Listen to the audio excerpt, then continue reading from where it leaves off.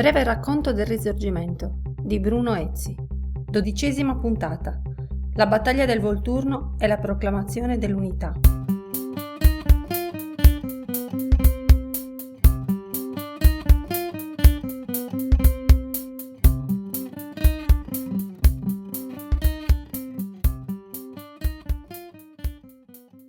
Il 19 agosto, senza troppe difficoltà, i garibaldini sbarcarono nella spiaggia di Melito, nella punta più a sud della Calabria. Se in Sicilia l'incapacità degli ufficiali borbonici si era sommata a sospetti tradimenti, nel continente, per l'esercito napoletano, le cose andarono anche peggio. Almeno nell'isola si era combattuto. In Calabria, invece, il generale Fileno Briganti lasciò Reggio ai garibaldini, quasi senza sparare un colpo. In seguito, secondo la testimonianza di Giuseppe Cesare Abba e di Giuseppe Bandi, sarebbe stato trucidato come traditore dai suoi stessi soldati. Molti ufficiali tradirono per pavidità o perché lusingati dalle promesse di carriera o di denaro. Alcuni di questi, i più opportunisti, passarono con l'esercito piemontese, ma furono presto umiliati.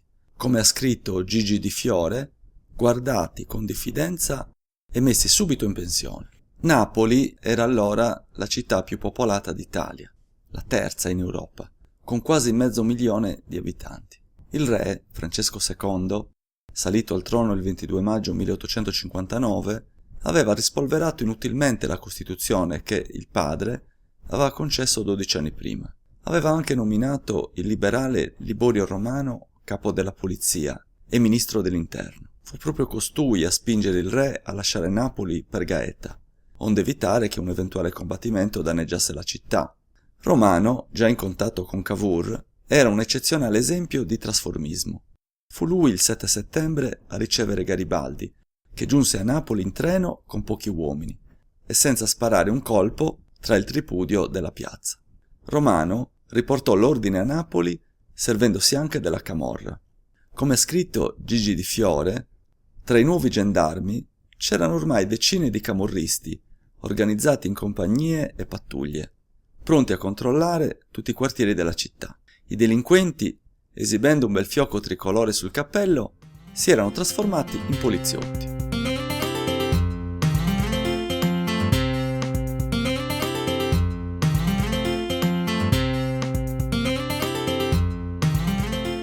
Quando Cavour seppe che Garibaldi avrebbe voluto occupare Roma e poi marciare su Venezia, chiese a Napoleone III l'assenso per un intervento piemontese teso a bloccare la strada alle Camicie Rosse.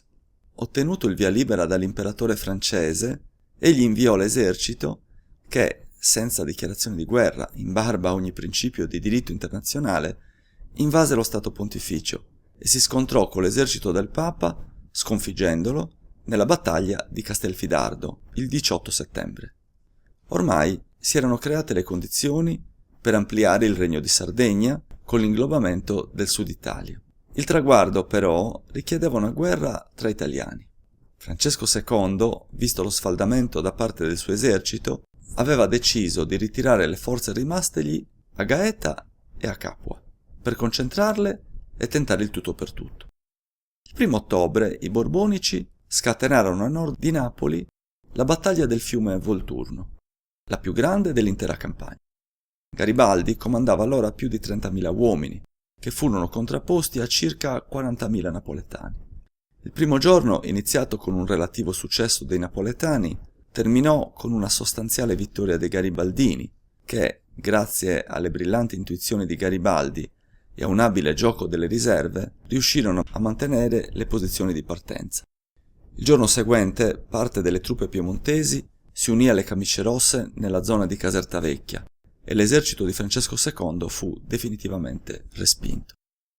Il 26 ottobre, nei pressi di Teano, vicino a Caserta, Garibaldi incontrò Vittorio Emanuele II. Il re gli comunicò che da quel momento solo l'esercito regio avrebbe continuato la guerra. Garibaldi dovette quindi cedere le terre conquistate. Esortato da Cavour ad essere generoso, Vittorio Emanuele II gli offrì doni e onori, che in gran parte l'eroe rifiutò, accettando soltanto il grado di generale di corpo d'armata. Come ha ricordato Giuseppe Bandi, il re non degnò di una sola parola le povere camicie rosse, senza le quali non sarebbe entrato in Napoli trionfando. L'incontro tra Vittorio Emanuele II e i napoletani non fu tra i più felici. Il re, comportandosi con poca cortesia e una certa freddezza, non fece nulla per rendersi amabile. La guerra contro Francesco II non era però conclusa. Capua fu assediata anche con l'uso dei cannoni rigati, estremamente precisi, senza riguardo per i civili. Anche a Gaeta si utilizzarono gli stessi metodi e a partire dal 21 gennaio i bombardamenti furono intensificati. La popolazione di Gaeta fu decimata dai bombardamenti e dal tifo.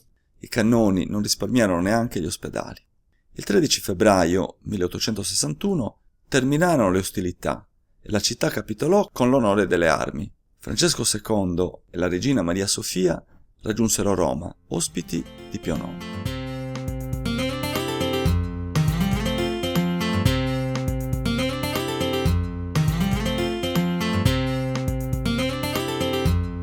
La conclusione dell'unità d'Italia fu favorita dall'Inghilterra, che impedì alla Francia e all'Austria di reagire all'annessione dei territori pontifici da parte del re di Sardegna. L'Inghilterra accettava con favore la nascita di un nuovo grande stato che contrastasse le mire egemoniche dei francesi sull'Europa continentale. Le Marche e l'Umbria, così come Napoli e la Sicilia, divennero italiane attraverso plebisciti. Lo storico e scrittore Cesare Cantù ci ha lasciato un'eloquente descrizione della correttezza democratica di quelli napoletani. Scrive Cantù: «Qui il plebiscito giungea fino al ridicolo, poiché, oltre a chiamare tutti a votare sopra un soggetto dove la più parte erano incompetenti, senza tampoco accertare l'identità delle persone e fin votando i soldati, si deponevano in urne distinte i sì e i no, lo che rendeva manifesto il voto, e fischi e colpi e coltellate a chi lo desse contrario. Un villano gridò: «Viva Francesco!» e fu ucciso all'istante. Terminati gli scontati plebisciti e caduta la cittadella di Messina, ultima importante sacca di resistenza borbonica, il 17 marzo 1861 l'unità dell'Italia fu ufficialmente proclamata dal nuovo Parlamento. Il re mantenne il nome di Vittorio Emanuele II e non quello di Vittorio Emanuele I, come sarebbe stato più logico. Era il segno che l'onore dei Savoia era più importante di quello dell'Italia intera, che veniva considerata come un'estensione del Regno di Sardegna. La bandiera tricolore, nata ai tempi delle conquiste napoleoniche e simbolo dei repubblicani, divenne con l'emblema dei Savoia nel bianco la bandiera nazionale. Era un simbolo di conciliazione tra due visioni antagoniste dell'unità. Cavour avrebbe voluto muovere un'ulteriore guerra contro l'Austria per ottenere il Veneto, ma il governo inglese, che temeva una pericolosa destabilizzazione politica dell'area balcanica, era ostile a questo progetto, che fu così abbandonato. Per il Veneto e per Roma bisognava ancora attendere.